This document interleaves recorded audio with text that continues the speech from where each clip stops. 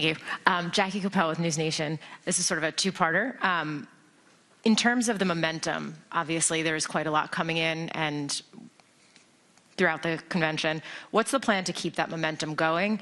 And since we've covered him quite a bit, I'd be remiss if I didn't ask, what's the strategy to court RFK's voters, particularly if he endorses Trump tomorrow?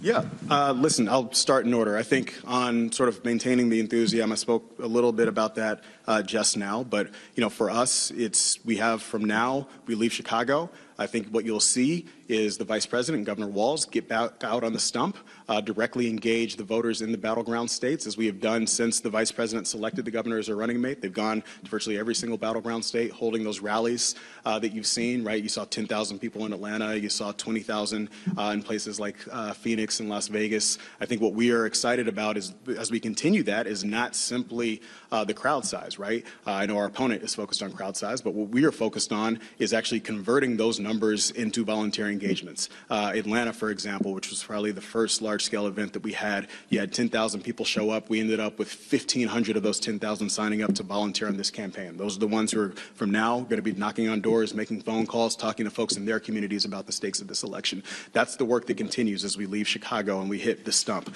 Obviously, we look forward to other high-profile moments as we approach the early voting period. I think that begins with the ABC debate on September 10th, should Donald Trump actually keep his word and show up. We'll continue with the vice presidential debate in October on CBS, and then we turn into mobilization mode, right, as we fully convert all of this energy, all of this enthusiasm into get out the vote efforts into the months of October. Early voting starts in many states in late September, so we have a short amount of time right now to harness all of this energy again into action at the ballot box.